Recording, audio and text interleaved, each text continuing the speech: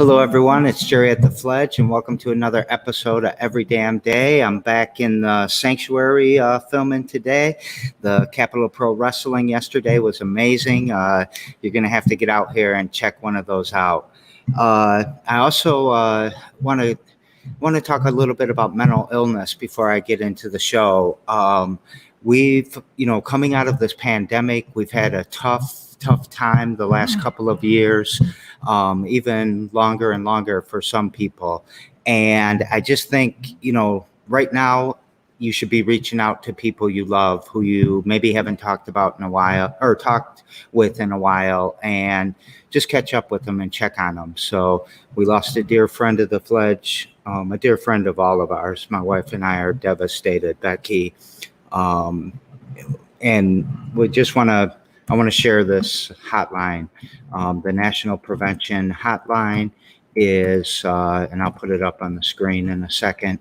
I just want this to be available to people, and we're going to be posting more around and all of that. So the National Suicide Prevention Hotline, 800-273-8255. Write that down when you get a chance.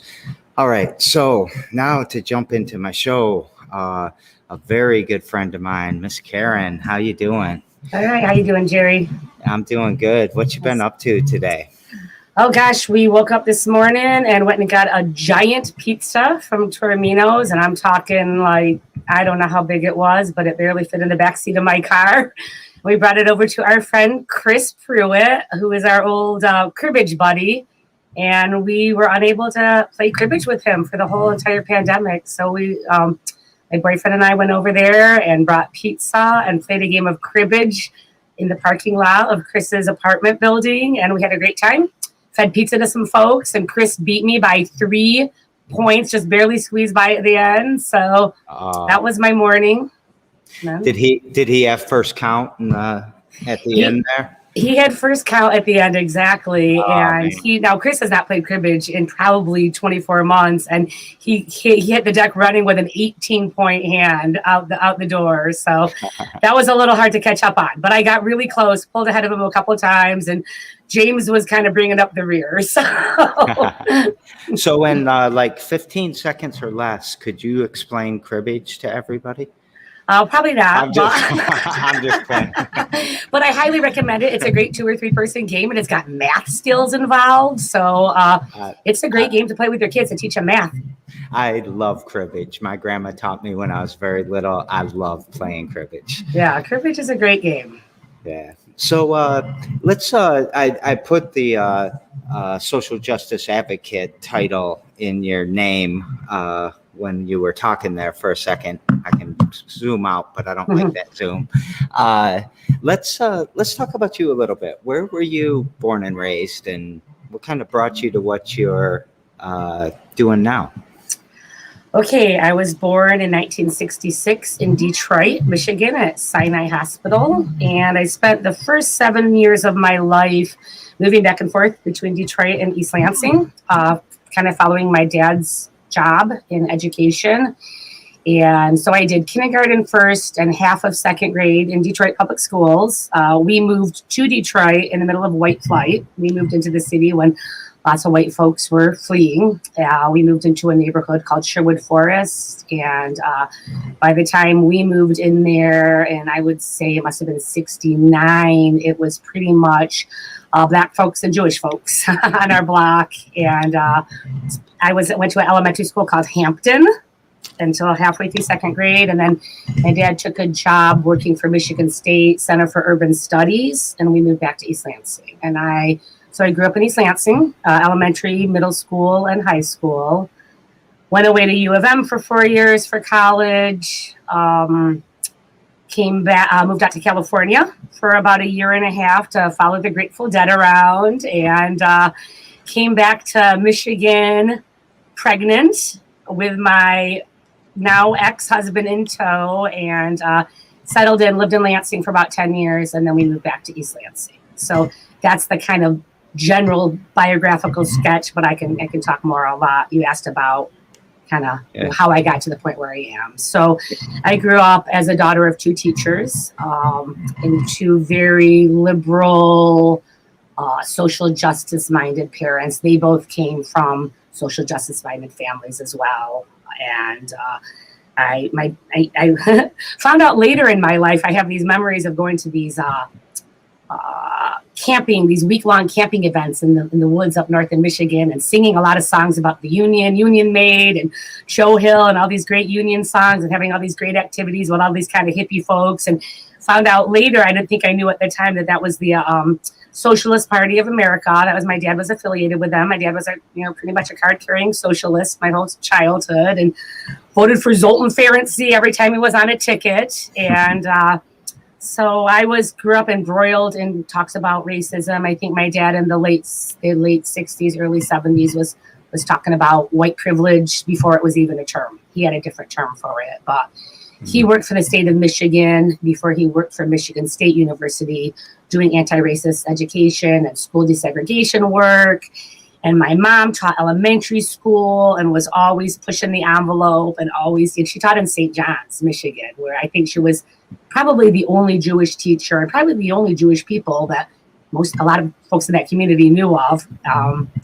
And so she was doing amazing things with her kids back in the 70s and the 80s too, really pushing the envelope.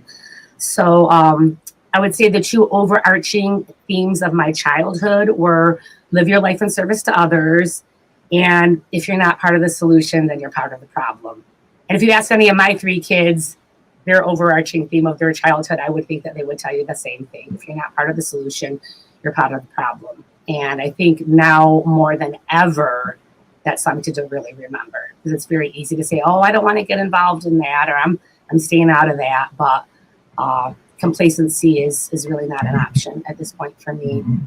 So I grew up, with two very dedicated and devoted parents. Their relationship was not a healthy one, and they got separated for the first time in my early teens, and then by the time I was 16, they got a divorce. And my dad was working for the Peace Corps and was assigned to Nairobi, Kenya, as the deputy director of the Peace Corps there. And so I had the opportunity to go overseas for about 6 weeks, the summer of my 16th year, the summer before my senior year in high school, and spend about 6 weeks in Nairobi, Kenya. And so I got to have this really incredible experience, what it actually felt like to be a minority in a country, to be a stranger in a strange land. And I remember being told that I had to wear a skirt when I went out in public. And this was in the early 80s and late 70s, early 80s. And to me, that was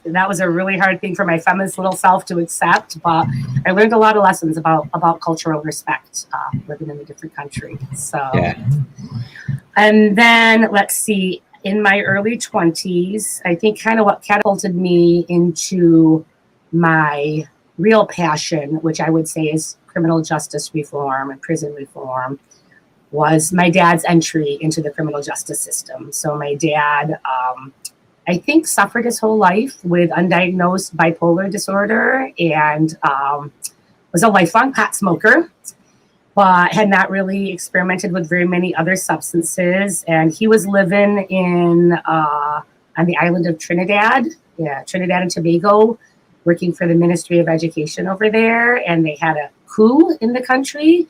And all the expats, all the Americans and Europeans that were living on the island were under curfew. And basically, he could go to his job, and then they were kind of confined to their home every night after work. And so they all started hanging out together. And this was the 1989. So it was really the height of the beginning of the crack epidemic. And my dad ended up smoking crack and getting addicted to crack, and came back to this country after he was no longer really able to fulfill his job duties over there because he was a crackhead. And came back to this country, started robbing banks to support his crack habit. There were 3 America's Most Wanted episodes devoted to capturing my dad. When my dad does something, he usually generally does it in a pretty big way, and earned himself the nickname the Zombie Bandit. In the first round, he robbed 18 banks in 4 states in 6 weeks, which I think was like second or third record behind Dillinger. So like I said, if you're going to do something, do it right. So, but ended up getting arrested and spent about 13 years in federal prison that first time around. And I had 2 young daughters. I was pregnant with my second daughter at the time, and this was their grandpa. And so to me, there was no choice but to keep their grandpa in their life. And so we spent a lot of time throwing them in the car and driving to whatever prison he was at the time, and spent a lot of Saturdays and Sundays sitting in a prison visiting room, waiting to get into the visiting room. And for me, even having been brought up in the seat of social justice, I had never really thought about incarcerated folks. It just wasn't in my frame of reference. It wasn't something we talked about, I really thought much about.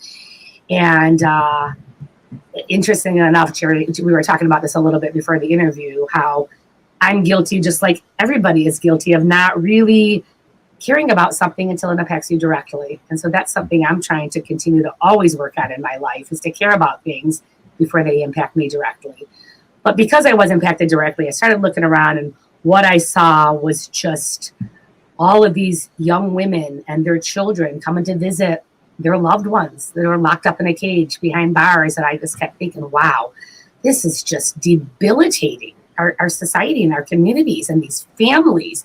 I saw heartbreaking things. I cannot tell you how many times I saw these incarcerated individuals meeting their babies for the first time. You know, they had gone away when their wives were pregnant, and they were meeting their babies for the first time in a prison visiting room where, depending on who's staffing it at the time, you may or may not be able to hold your loved one, kiss your loved one, hold your loved one's hands, touch your loved one. It's kind of all at the will of the guard that's in charge that day. And of course, we kind of got to know who was cool and who wasn't, and what we'd be able to get away with. And so that really put me on the course of throwing myself into reimagining our justice system. And I don't even like to call it a justice system, because there's not a lot that's just about it.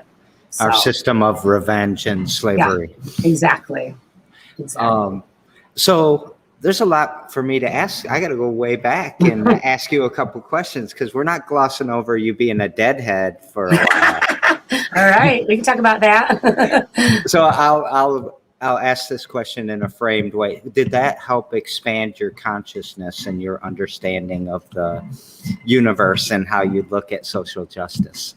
Oh, absolutely. I don't think I can even give it enough credit. Well, the funny story is, I had gone to school, went right to U of M out of high school, and I had finished up U of M and applied at Wayne State University, got accepted into their MSW program, and I was going for it. I was on the career pathway, and my older brother, who was always just my older brother, Michael, shout out to my brother, Michael, was always, kind of paved his own way, was living out in California, and he called me up. He said, "Why are you going to school? You've been in school for 16 years. He's like, move out. He was living in Sonoma County, which is basically where Jerry and Bobby, they all lived down in Marin County. So, you can go out to the beach and see a member of the Grateful Dead, right? And there were shows all the time. And there was this benefit every year called the Bridge School benefit that Neil Young put on. Speaking of social justice, Neil Young, the Bridge School is a school for kiddos that are with a variety of different learning challenges, all the way from kids that are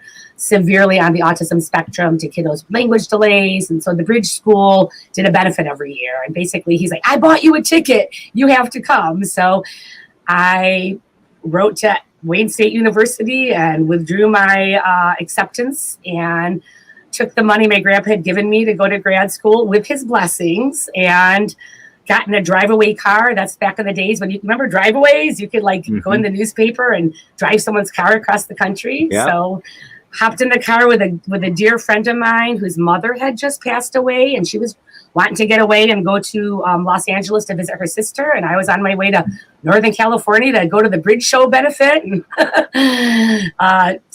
try a different lifestyle, and drove across the country and ended up living a bunch of different places, seeing a lot of great music, meeting a lot of great people and seeing a whole new way of life. I don't know, folks who may or may not be listening, if anyone has had the experience of being at a Grateful Dead show, but it's pretty blissful. It's kind of a little microcosm of the world on a Grateful Dead parking lot, right? You can buy food, you can sell food, you can trade. There's tie-dyes and jewelry and a million different crafts. And you can go to a Dead show and not even go in and see the music and still have a great time. And it's not perfect. I'm not going to, sugarcoat it, right? There's crime and there's people scamming each other on some level, but overall it's a community of people helping each other out. And the goal is just to make it to the next show. And when the Grateful Dead takes the stage and everybody starts dancing, it's a hard feeling to describe, but some of my best memories in my entire life are being at a Grateful Dead show with my people, wondering what song is going to come next. So absolutely. That's awesome.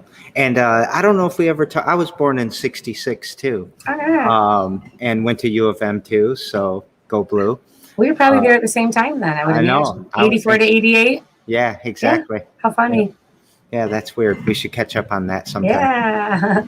So the other thing is, I've never met anybody who had an America Most Wanted. Most people around here just get a Cops episode once in a while. So yeah. So I'll tell you a little bit. So the first episode was the one where they were trying to catch him.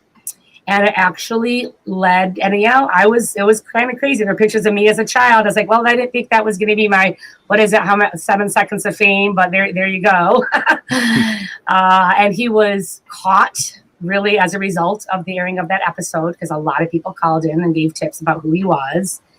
And then following that, they did the follow-up episode where they kind of go over how they caught the prisoner, caught the convict and sent him off to prison. And in my dad's case, they actually did something so I kind of mentioned how my dad, both of my parents, total social justice advocates, always taught us. So you weren't allowed to say shut up.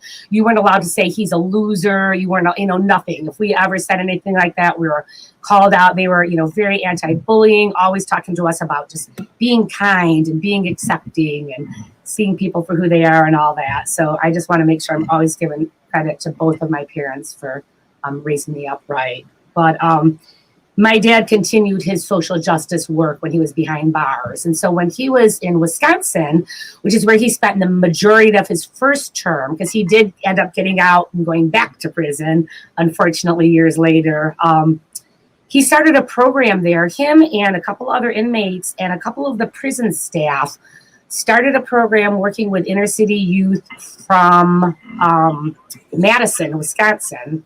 What is the audio? Huh? Okay. Sorry, Jim was saying that it might be skipping or something out there. If anyone's having trouble with the video, let us know. But we'll keep going. Okay. All right. So anyway, my dad started this program where they would bus in inner city youth. They would get paired with like a mentor, an inmate that would get paired with a young adolescent boy that was kind of considered at risk, maybe not on a great path, and really just share their experiences with them, talk to them about making good choices, be really real. It was an incredibly successful program. And so when America's Most Wanted heard about this, I don't think they often get to do a lot of good follow-up, right? They kind of did a whole extra episode about my dad, focusing on the good work that he had done behind bars. And so that was kind of cool. That was my favorite of the 3 episodes. Yeah. Because really, my dad I like to say he spent the first 40 years of his life making a difference. He was instrumental in the desegregation of the Detroit schools. And I've flew around the world. He was in Vietnam, got kicked out of Vietnam, went to Vietnam on a trip with Tom Hayden and Jane Fonda, got kicked out of the country, was there when they tried to levitate the Capitol, right? 40-something years of his life making a difference, and then 6 weeks on the wrong side of things, not justifying what he did. He scared tellers. I don't have a lot of remorse or bad feelings about the money he stole because that's guaranteed money. And I don't mind sticking it to the man. But, you know, what he regrets and what I feel bad about was the harm and the fear that he caused to the bank tellers. And he spent his whole life trying to kind of forgive himself for that, right? Mental illness and substance abuse will really make you do things that you never thought you would do. But it was really nice to see that my dad was not just going to be put into this little box and be like, this is who you are. You're a bank robber and a crack addict, and all the rest of what you did is meaningless. So he really continued and you know, continued to do his work. And there were several times over the course of our lifetimes that my dad would say to me, as hard as this has been and as heartbreaking as it has been to be away from you kids and the grandkids, I feel like this is where I've made the most impact with all the work he'd ever done, all the civil rights, social justice work he'd ever done. He felt that the role that he played behind bars as a mentor, as a teacher, as a tutor were the most meaningful and had the biggest impact. So it was, you know, that was hard for us to hear because we wanted my dad, we wanted him for us, right? But I am very proud of all the good work that he did. And I know he helped a lot of people. Do you want to go to what you're working on now, or would you like to tell the rest of the story up until this summer or this winter? Sorry. Okay, why don't we roll, since we're talking about my dad right now, we will roll with the rest of the story. And it has not a good ending. So, you know, my dad got out after serving his first term and was doing really okay for a while. Anybody that studies or knows anything about prison reentry, we know that in this country we have like a 60 or 70% recidivism rate, which means that 70% of people that come out of prison end up going back within 5 years. And this is because the system is not designed at all to rehabilitate at all. It's designed to punish, and it doesn't work. And when you get out of prison, and there are people that can speak to this probably more eloquently than I can, but when you come out of prison, it's almost impossible to make it without returning to a life of crime, right? You can't live in public housing if you have certain convictions, so it's hard to find housing. You often can't get a job because you now have a felony on your record, and you have to put that on every job application you fill out. In many, many, many states, you can't get financial aid to go to school. So that's out of the question too. If your family lives in public housing, you cannot move in with them or go visit them, or they'll get kicked out of public housing. There are so many barriers. And the thing is that for my dad, we addressed all those barriers. He had a place to live. He came and did his probation at my house. His friends gave him a job, and he had his Social Security and his retirement, which he got back once he was no longer behind bars. So he had money. He had everything that you would think he would need to be successful, and still ended up going back to robbing banks and going back to prison because the impact of those 13 years were just too much. It's you know, my dad spent more than a year in solitary confinement, which we now know is, you know, he should be considered certified. I can't say that word. You know, it makes you crazy, basically. Isolation. And so even though we can create programs and try to reduce some of those barriers, the whole design and structure of the system needs to be completely broken down and rebuilt. It's counterintuitive. It doesn't make sense. People don't belong in cages, right? It's not the answer. So, so my dad did end up back in prison, and he had been there this last time for about 12 years and was nearing the end of his sentence when COVID hit. He was 79 years old. He had a history of probably 3 or 4 heart attacks. He had emphysema. He was wheelchair bound. He fit every single criteria for something called compassionate release. So we applied for compassionate release for him from his prison.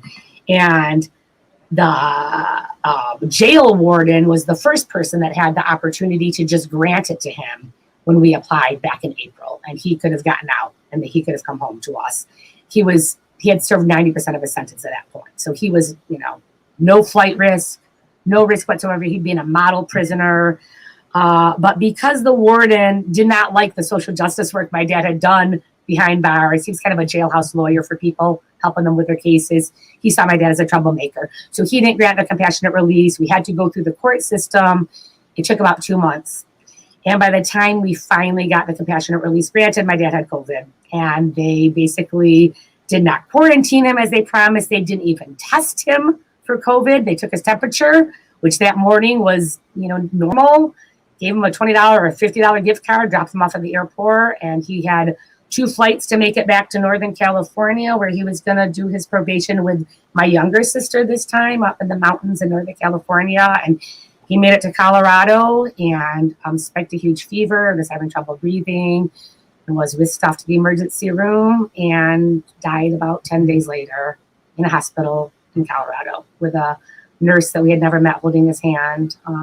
Shout out to the staff at the medical center in Colorado, because they took amazing care of him and were incredibly kind and compassionate people. But yeah, we watched him pass on a computer screen, sang songs to him, and it was very heartbreaking. And so I have a lot of anger against the prison industrial complex and the families that it destroys. And his story is just a drop in the bucket. I really think that they looked at COVID as an opportunity just to let as many prisoners die off. They saw it as, okay, they really did not care. Some of the things I could tell you are so egregious. They didn't give them masks. They had to go to work every day. When they tried to make masks out of their own clothing, they made them take them off because they weren't prison issued. It's an absolute travesty. Layers upon layers of travesty, the injustice. Yeah, I'm sorry about your father. Of course, I know about this because we've been talking for a long time about your history and what the work that you're doing, and it's sad. It's very sad.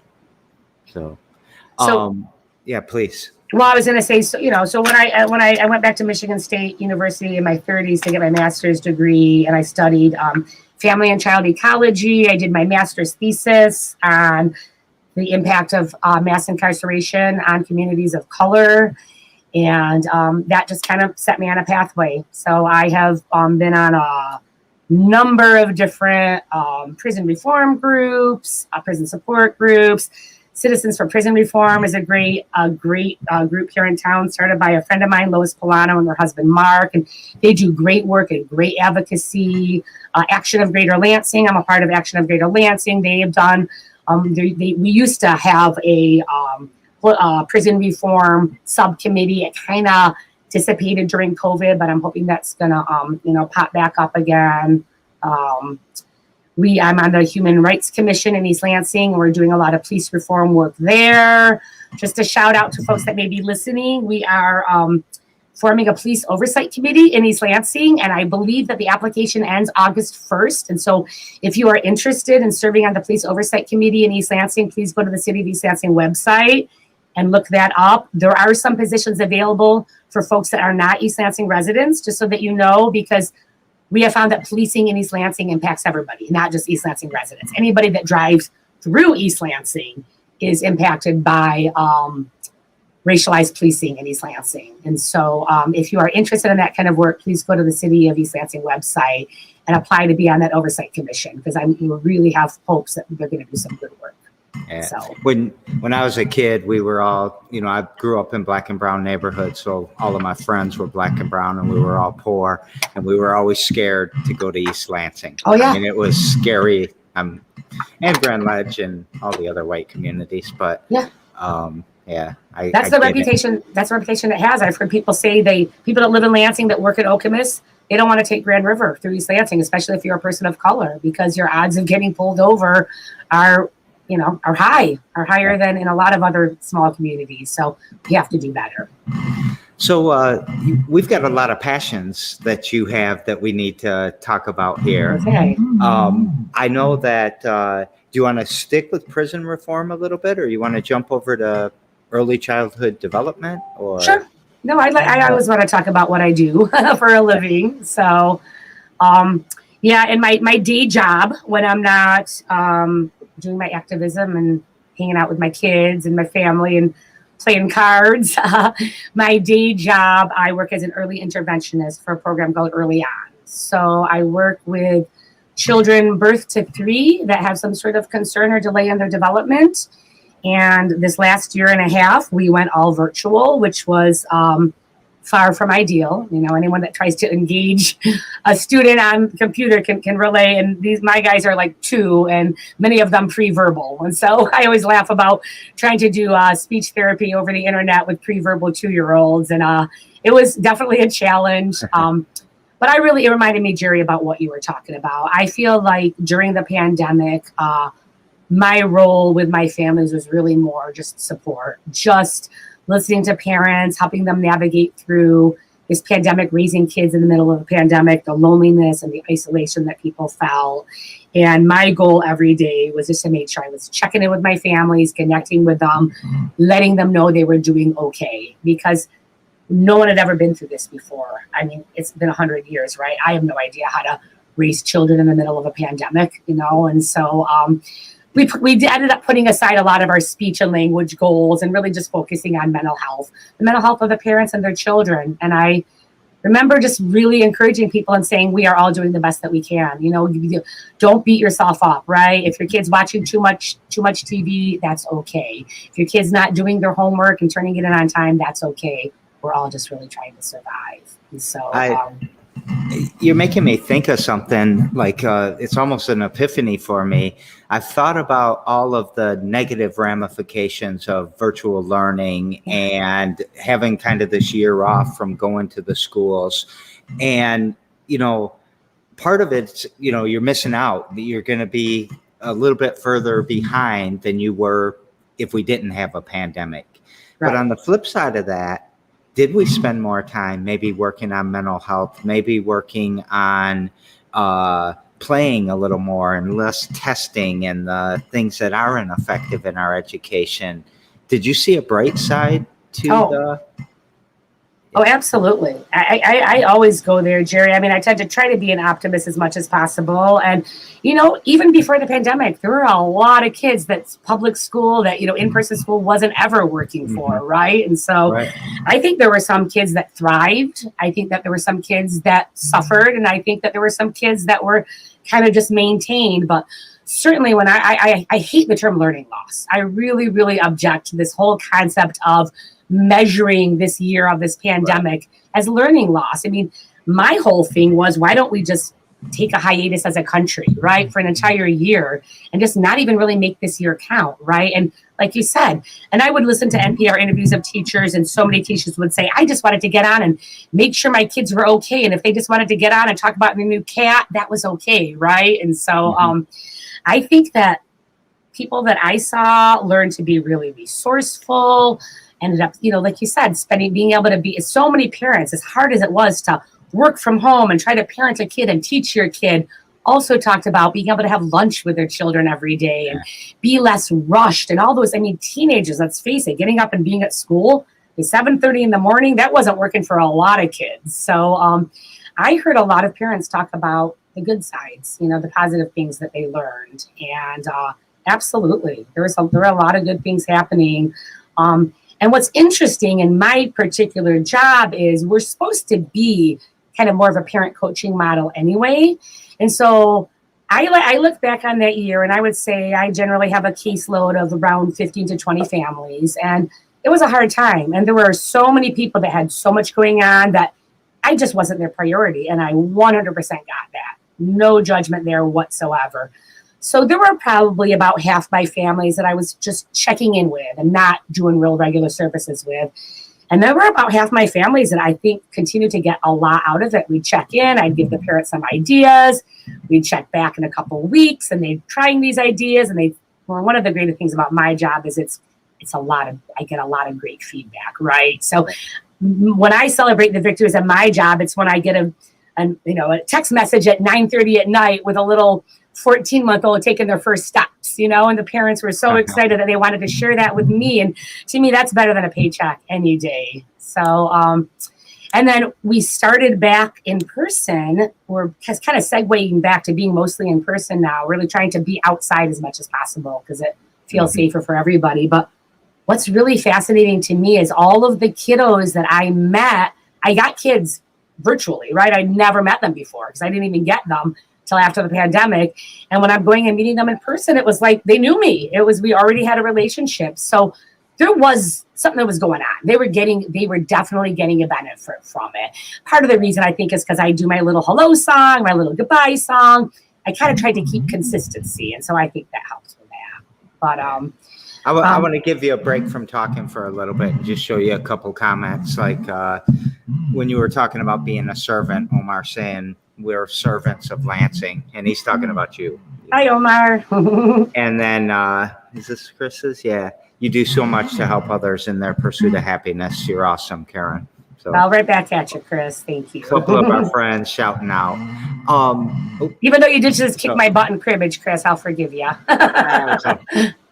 He probably cheated. You should have watched how he was pegging. Just kidding, Chris. I'm sure you won fair and square. We need to get back to euchre again, too, right? Oh, yeah. The homeless euchre tournament. His title, not mine. So you want to switch from early childhood development? Well, who do you work for and who funds that? Okay, so I work for the Ingham Intermediate School District. Our money has always been federally funded, but for the very first time this year, we got state funding for our program, and we able to expand a couple of our early childhood home visiting programs. So when you talk about getting back, right? Social justice and early childhood are very married, right? They're the same thing, right? It all starts in early childhood. And I am an absolute believer. They used to call it the school to prison pipeline, and then they called it the preschool to prison pipeline. And now, unfortunately, we call it the cradle to prison pipeline because inequity starts in the womb, actually. And so I'm lucky to be Ingham Intermediate School District. The program's called Early On. And our county was chosen to be part of this statewide effort to study early childhood racial disparities within the early childhood system. And we applied and were chosen. Our Ingham team was chosen. So me and 4 other amazing women from this community that are just doing amazing things have participated this last year in these wonderful, amazing series of workshops and virtual conferences to kind of study how it's been devastatingly eye-opening to see. I think I knew this, but to actually read all the articles and to take such a deep dive into this, how from the very, very, very beginning, folks are just, folks of communities of color are discriminated against from the very beginning in preschool settings. We know that Black kids are 2 or 3 times as more likely than the white kids to get kicked out of preschool. I mean, why should any kid be kicked out of preschool in the first place, right? But when you look at things like representation in books and in toys and all of that, everything about early childhood is through a white lens. We took a critical look at our evaluation tools that we use for entry into the program, and the handouts we give families, and all of the factual information that we're based on, and so much of it is just so skewed, and it's all through a white lens. And so that's been a big passion of mine this year. And so early childhood and social justice go hand in hand, and we need to do better. Yeah. A few of the artists in the area had a Black Book giveaway. It was Black authors with Black representation at the Fledge here. And I just listening to kids, the stories of the kids that took the books, like parents would call me later and, she finally saw someone that looked like her or had hair like her, and how important that is, right? Absolutely. I don't think we can underestimate how important that is. Really, it's huge. It's huge. And you'd think that it would be easy, but I've got 2 daughters raising kids now, and they both talked about having to really actually search children's books for Black and brown characters, and also for strong female characters. It's when so many of the children's books, the characters are always male. Even like the animals and the cartoon characters, they're always male predominantly. And so representation is very, very, very important for children. So so we're actually I have access to some really, really good Teaching Tolerance is a great, if you don't know that one, Teaching Tolerance is a great resource for like finding diverse books and books about people that you might not have known of. And so anybody that's a teacher or an educator, Teaching Tolerance is a great resource. And there's a lot out there. So. All right. Thank you for the resource. I want to talk just a little bit more on this subject. John Melcher, you know him, right? From Yes. Outreach. Yep. Was he, did your father know him? I don't know. I would have to ask John at this point now because I can't ask my dad anymore. But possibly, he's been doing social justice work in this community for a long time, right? Yeah, but at MSU with the urban studies, like him and Rex or something started that. Rex started it in the 60s or something. So maybe your dad was in that program later. Well, so my dad actually worked for Dr. Robert L. Greene. And I don't know if you know who Dr. Robert L. Greene is, but he is a he was Dr. Martin Luther King's education director for a while. He was a professor here at MSU, and he was they were the first Black family to purchase a house in East Lansing. And I'm also on the Robert L. Greene Memorial Committee. It's just a small group of us working with some folks from East Lansing. And we're in the process of, we got Robert L. Greene's house in East Lansing to be a state historical marker. And we are in the process of petitioning the East Lansing School Board to rename one of our my old elementary school, Pinecrest Elementary School, the Robert L. Greene Elementary School, because his kids integrated that school. And if you don't know the history of Robert L. Greene, you got to study him because he is an amazing civil rights icon that came from our community. He was the very first person in the country to challenge the housing laws using, JFK had just signed the anti-discrimination in housing bill, and no one had ever used that. And when he could not buy a house in East Lansing, he sued and he won.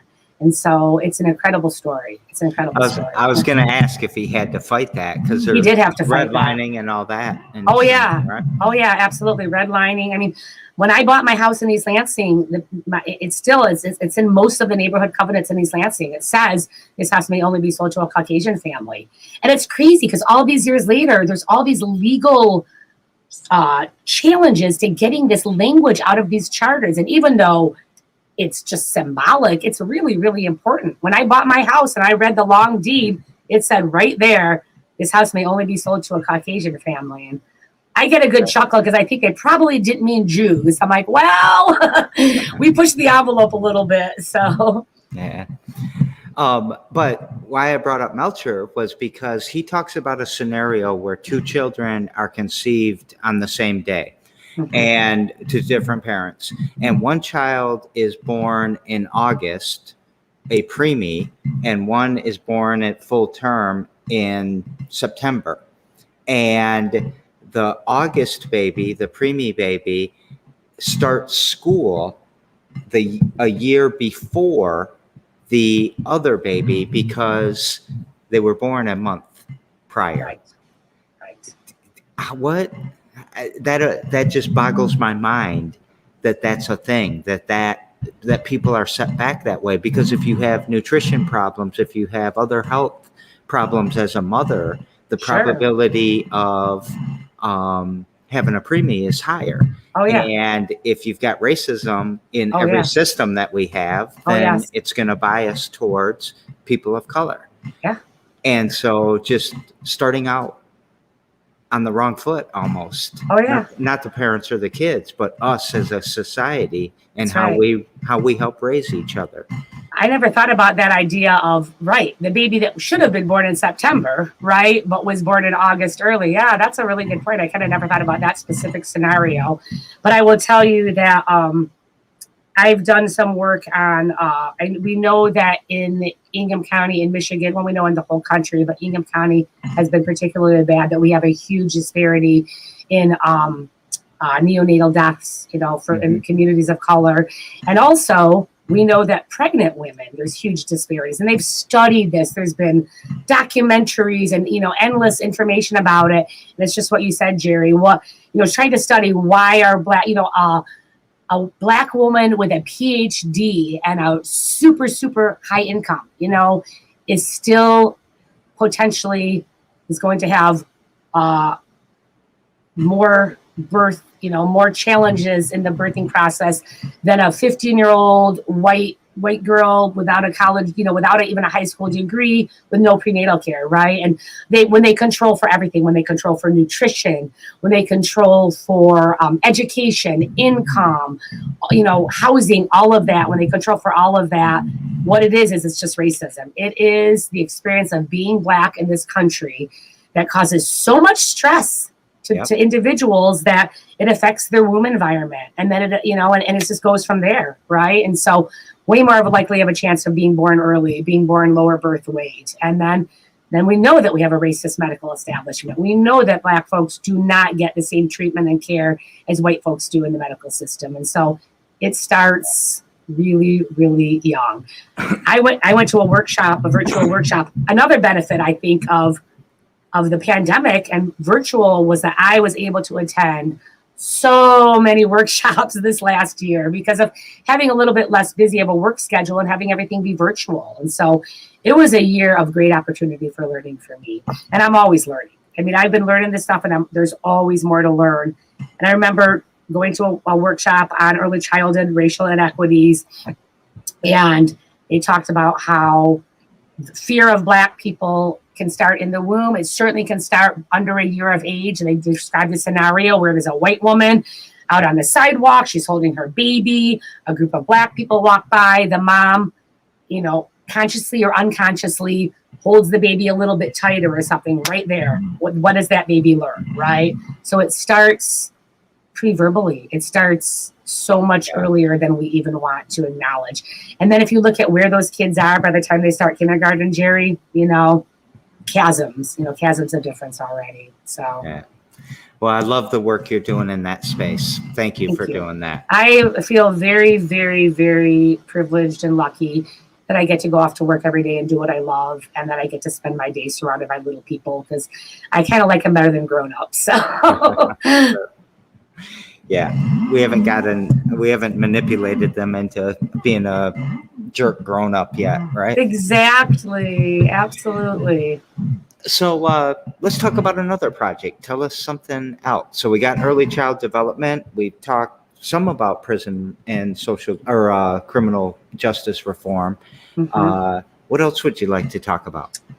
Well, I can talk a little bit more about some of the things that I've been involved with over the years. I spent 4 years on the East Lansing School Board. I really ran on a platform of addressing the zero tolerance policies in school because there, when they came out with those zero tolerance policies about suspensions and expulsions, which they came as a reactionary movement to school shootings, I think. This idea that let's just get rid of the kids that we think are bad, right? And I watched the history in East Lansing and studied who was being expelled. And, when you've got a city like a school district like East Lansing, 90% of the kids they're expelling are kids of color. There's a real problem there, right? And so I was kind of motivated to run for the school board, really to do what I could about addressing, social justice, racial disparity issues. And so that was a very interesting experience. I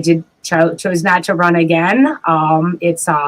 People warned me that it was a pretty thankless job. I certainly didn't do it for the thanks. I do feel like I made an impact, but it was really hard because what I really learned was that everybody's a good liberal until it comes to how it might impact their own child.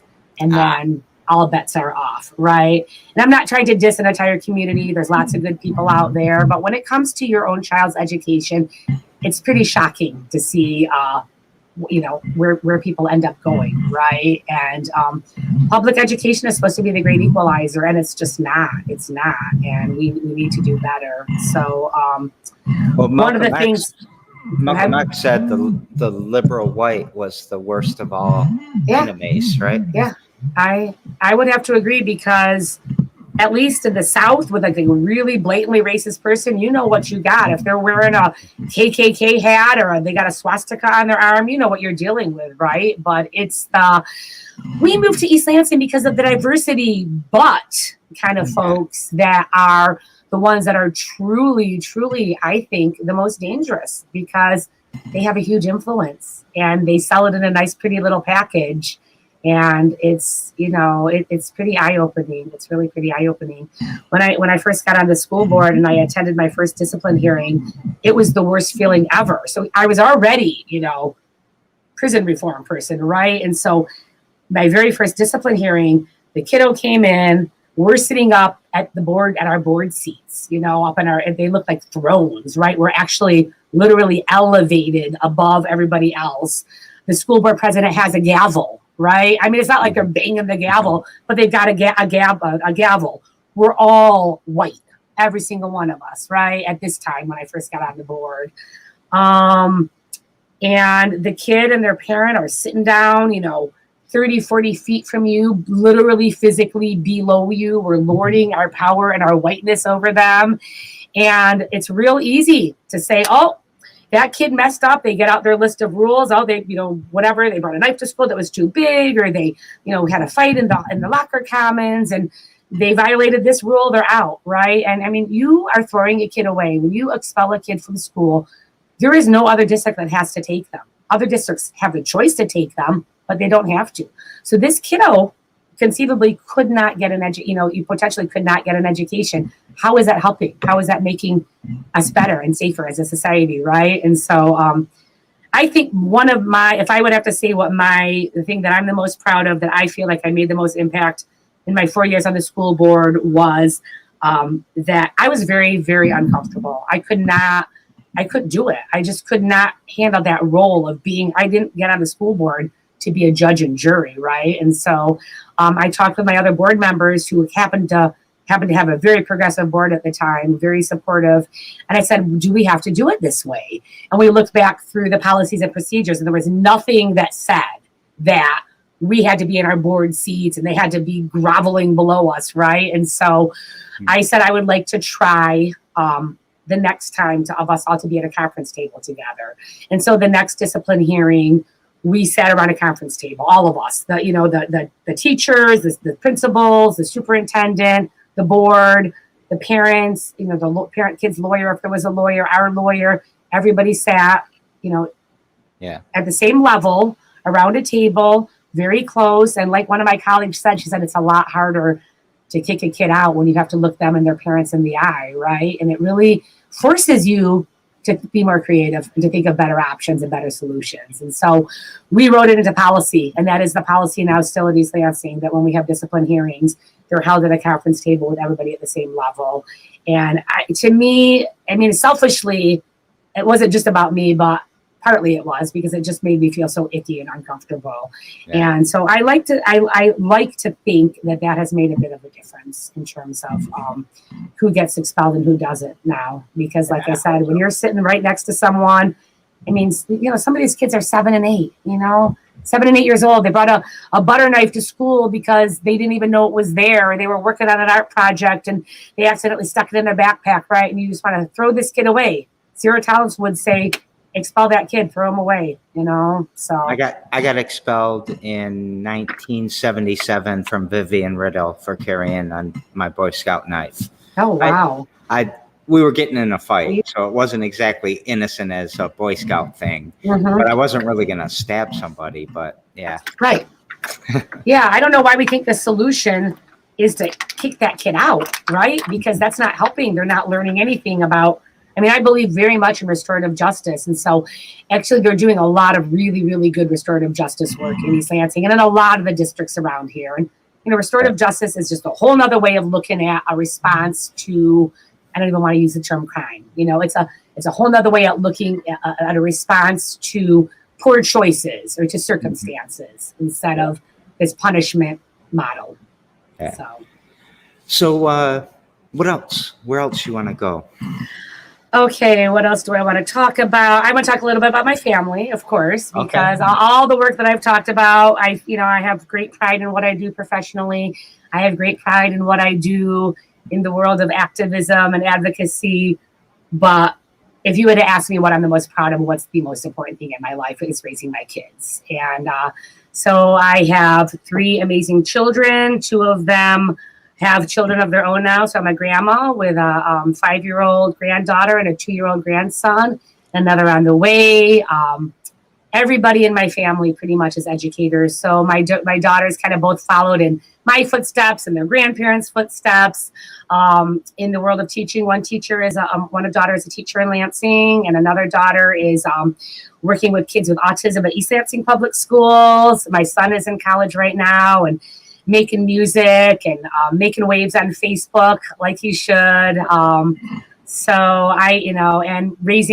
Doing so much of a better job than I ever could possibly have imagined doing, raising their kids. It's just kind of really, really amazing to see the generations and what they learn. And could not be prouder of my 3 children and the work that they do. They are all social justice warriors in their own right, and doing their part to make this world a better place. And so we're a family of educators and human services folks, and I could not be prouder of my kids. And so the hardest part about the pandemic was not being able to see them. And really, it's kind of interesting because there was so much that I thought I was missing out on, and going out to restaurants, going out to bars, live music, movie theaters, all that. But when it really came down to it, none of the rest of that matters. As soon as we were all vaccinated and I was able to start seeing my kids and hugging my grandkids again, I realized that none of the rest of it's important, really. Like, that to me was the most important thing. So very, very, very thankful and grateful that, I could see my family again and hug my mom again. And my mom's a warrior too. She's shaking it up at her retirement village. She got herself on her board of directors. In her very first meeting, she refused to stand for the pledge.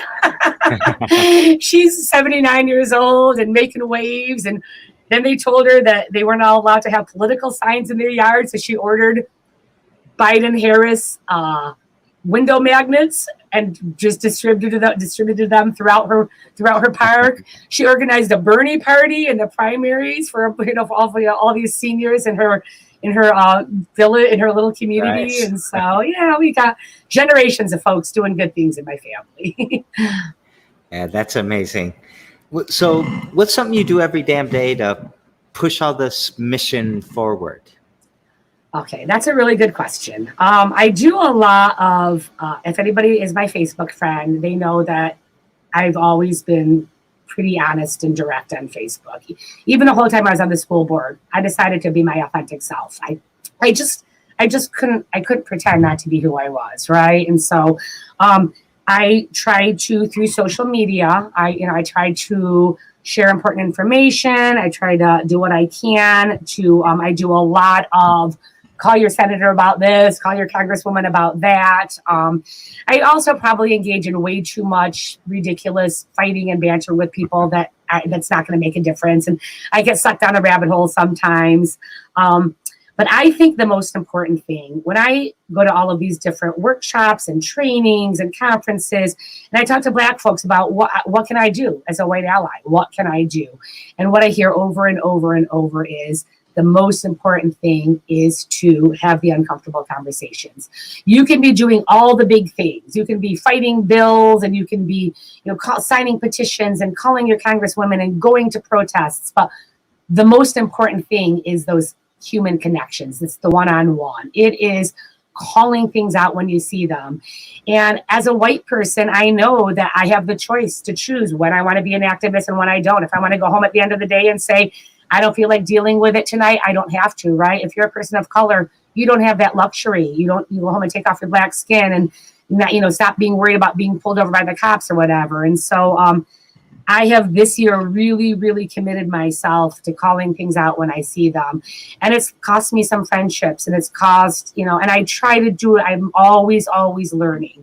I learn not to do it always in a public forum, and so if I see something super egregious that a friend of mine posted that they might not know, I will, I've learned to do it in a private message versus publicly humiliating them, because that just doesn't usually work. But making the commitment to call it out when I see it, and even if it causes uncomfortable, even if you offend somebody, even if it is your oldest friend in the world, even if you know that person didn't intend it that way, right? We have to be brave. We have to be brave, and we have to always be brave and not be afraid to have those uncomfortable conversations. And so I would say that every damn day, that's the most important thing that I do, is try to build bridges with people and try to call stuff out. but it's the flip side too. So I try to do that, the positive part of it too, right? When I see good things happening, I make sure to give shout outs and to thank people and to, give them praise and give them positive feedback. Because if I'm only calling out the people that are, that are saying the wrong thing, I'm not doing much, right? So is there any positive feedback you want to give anybody right now?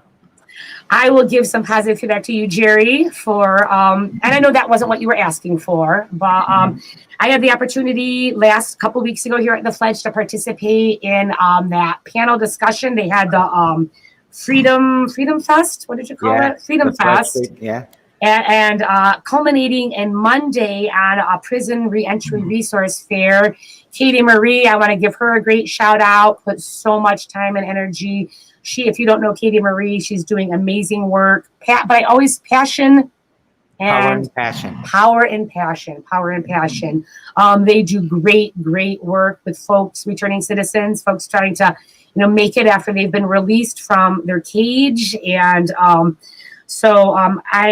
when I first came to the Fledge, like everyone says, what is the Fledge exactly, right? And we struggle with how to describe it, right? But to me, it's just been an amazing experience to become a part of the Fledge family and to see all the amazing things that you folks are doing here. I could come here and just be hanging out outside, and I see people come up and get food and get bottles to return and come up and find out about resources and connect with other people. And there's, almost always just love and support. We were here a couple of weeks ago when there was a young couple, obviously both of them addicted and both of them, pretty far gone on some sort of substance, and not a single person judged them. People made sure they had water. People made sure they had food. People, gave them advice about where to go. They wanted to find someplace to go swimming. People moved aside and found a place for them and bought them plates of food. And it's truly an amazing thing to be a part of, to see, like, we have the potential as human beings to treat each other with so much love and support. And it's a really beautiful thing to see. And so just a shout out to the Fledge for creating that space and bringing people together. Well, a shout out to you too, because I mean, it doesn't work if it's not all of us working on it. And, having people like you around us is amazing. No, thank you, Jerry. The feeling is mutual. We daisy chain the shows together. Yesterday I had Ada. She is the CEO and founder of Boss Embroider, which is like a content creation, copyright, writing company, if you will. And her question to you is, what's a habit that you picked up during the pandemic that you were kind of, I don't know, ashamed, it seems like a strong word, but kind of embarrassed about telling people, that really turned out to be something that worked out good for you?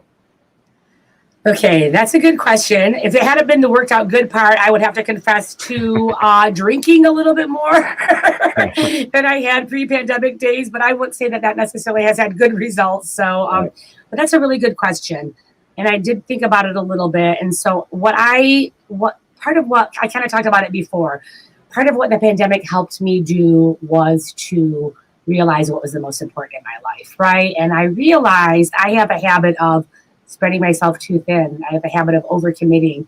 I have a habit of carrying a lot of people that are toxic. And during the pandemic, because so much was going on, I kind of got more in the habit of letting people go, letting unhealthy relationships go, and letting toxic people that were sucking me dry and draining me lovingly, and letting them go, because I didn't have the energy for it. I just didn't. And it's been very freeing. And so I now that things are opening back up, and I'm not going to say we're post-pandemic, because we're certainly not. Right. But now that we're at this kind of, hiatus right now, where numbers are really low and things are opening back up, I'm continuing to remember that. I'm not overcommitting myself. I used to feel like if I was going to go hang out with a friend, I wanted to invite 5 other friends along, right? And then really you lose a lot, not having that, so now I really honor my friendships a lot more. If I'm going to go for a walk with someone, I'm going to commit to that person and not feel like I have to invite 5 other people, right? Because then it's like 5 people talking over each other and we're all incredibly under socialized after the pandemic. So just being more careful, choosing my commitments more wisely, letting go of toxic people, and honoring my friendships and giving them the due diligence. Because when you spread yourself too thin, not only do I suffer, but the people around me suffer too. So I would say that that's probably a takeaway that I'm going to continue that I think has been good for me. I think that's a great takeaway for everybody to kind of examine and see how they could implement something. Yeah. So our guest tomorrow, Lucas Powell, he's a musician. He's he might be listening now. He listens to a lot of shows. Hey, Lucas. What question would you like me to pass to him? Okay, I'm going to follow it up. I'm going to sum it all in, taking it back to my childhood. And my theme of my life is, right, if you're not a part of the solution, then you're part of the problem. So I would ask Lucas, and Lucas, what we consider a problem is very personal, right? So I'm not asking Lucas, how are you making, what are you doing to build bridges? What are you doing to be part of the solution? It doesn't have to be my solution. It's your solution, right? What are you doing on a daily basis to be part of the solution and not part of the problem? And I think that if I ask you that question right now, we can just say, refer to the rest of the show, but let me rephrase it a little bit for you. What advice would you give somebody? Let's look at gun violence for a second. Mm-hmm. If I'm not part of the solution, then I'm part of the problem. And I'm sitting out in this crowd or sitting in Okemos somewhere thinking, I'm not part of the problem. This has nothing to do with me. What's a little thing you could recommend that somebody could do it? And maybe I'll tell you, you heard mine before, I think. Mine is find someone you're scared of and smile at them. Yes, I love that. Do you have anything better than that? Well, I could take it back to what we talked about a little bit at the beginning about, it's kind of what we talked about before, caring about something when it doesn't directly impact you. So I guess I would say to that person sitting in their home in Okemos looking at mass incarceration or, another, black kid getting hauled to prison and saying, that's not my fault. They shouldn't have broken the law. They should have protested, right? They should have listened to the cop or whatever. And I would say, take a closer look, take a closer look. I think that, obviously the incarceration thing is a big theme to me. And what happens in our society is not only do they want to throw the prisoner away, they want to throw the family of the prisoner away, right? The shame that we carry as that society wants us to carry as families of prisoners is really something. And so I have always made a choice to talk about it and to disclose because there should be no shame. I would ask everybody, what I would ask that person? I would say, how have you broken the law? How have you broken the law in your life? How are you any different than this person? Because I guarantee you that person sitting in their living room in Okemos has probably drank when they were underage, driven with, too much alcohol in their blood system, smoked a joint, taken someone else's pills, cheated on their taxes. I guarantee you that person has probably violated a law. And so what makes you any different than anybody else is that you just didn't get caught, right? And then you have your whiteness to protect you. So I don't think that was a specific answer. That was a pretty multi-tiered answer. But I would say, look at yourself, and then think about the family of that person. Think about what you're judging. Think about the shame that kid now has to carry, because it really is. It's hard. I mentioned this before. I've walked into a home and had a kid say to me, introduce themselves and say, my daddy's in jail. It's on their minds constantly. And when I say to them, I know, so is my daddy, and just the look on their face when you're honest and authentic, and so let's destigmatize. Let's work on destigmatizing because that could be any of us. It's, I'm going to tell you another quick story. I wanted to go buy cigarettes this morning and Shannon said, take a coupon. And I have the hardest time using coupons because it takes me back to when I was a little kid and we had food stamps that you tore out of the booklet. Yep. And, every kid in the neighborhood, we tried to act like we weren't the one on welfare, but every single one of us was. And we'd make fun of each other and we'd stigmatize it. And we'd, all these horrible things we did to each other just to hide the fact that we were the ones on welfare, That's right. And now given those coupons, it triggers, I think something's going to go wrong. I think they're going to tell me it doesn't work. I think the whole line's going to laugh at me. I just hate using coupons for that very reason. And this is 48 years later. That's fascinating, Jerry. That early childhood trauma stuff is very, very real. It doesn't go away. It doesn't go away. We need to address early childhood trauma. And that has to be the focus really behind everything that we do, I think, from a social justice perspective. So, and I get to hide behind stuff, and I have privileges, and I have all these things. Right. That, imagine it was my dad in prison instead, or imagine that it was my dad. My daughter overdosed, but my dad OD'd or something like that. All of these things. Right. They just keep going and going and going. That's right. But that's a really fascinating story about the coupon. I bet that there's other people. I bet someone else out there is listening, totally relating to that. I never really thought about it from that perspective. I didn't have to have food stamps growing up, but I can completely imagine that. And I've been in grocery stores and I've heard the judgment, and so it's very real, right? Yeah. But sometimes you see really beautiful things too. So I try to focus on the beautiful things that you see. Yeah. So, happiness, sadness, joy, or hope? Which word or words would you like to talk about? Hope. Hope. So I love this now because I have lots of confidence. I had a Russian, I always say the phrase, hope is the last to die. And then I attribute it to some Russian phrase that they've always used, but I've never confirmed that. I never Googled it. I just spread fake news. And so I had a Russian lady, Ludmila, on the show the other day, and she confirmed to me that it was indeed an old Russian phrase. So do you think said hope is the last to die? Is that what you said? Hope is the last to die. Okay. And I think that, have you ever had a point when you had zero hope? Yes. And I still have days like that sometimes, How do you lift your head back up? Sometimes I don't. Sometimes I just have to embrace it, right? And so sometimes after my dad died, when Donald Trump was still president, and I was afraid to turn the news on every morning because who knows what would have happened the night before, right? It was almost traumatizing, right?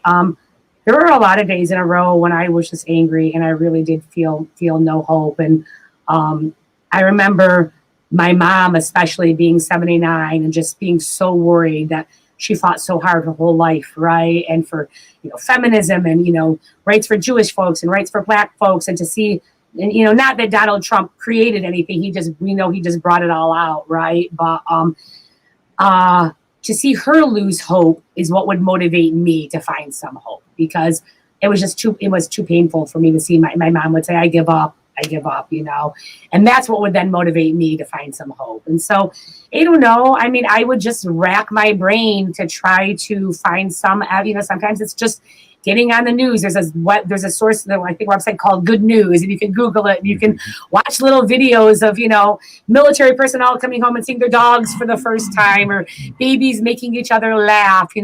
Again, I am very, very, very fortunate to have a career and a job where I get to see accomplishment on a regular basis. It's not like being a builder where you do something and you see this finished product. It's never that, right? But so much hope. And, when I get, like I said, just when I was at the depth of despair, I'd get a little video of a little guy singing head, shoulders, knees, and toes. The mom say, Karen, he did the nose and the eyes this time, and that gives me hope, right? That gives me hope, is that, the children, is that, and, I want to have a decent future for our children. So that's a kind of a bittersweet thing, right? But hope that in spite of all the ugliness, that people are still loving their kids up and we're all still learning and growing. So yeah, I want to put what Jim put up. Early childhood development and intervention is the best investment we can make in our society.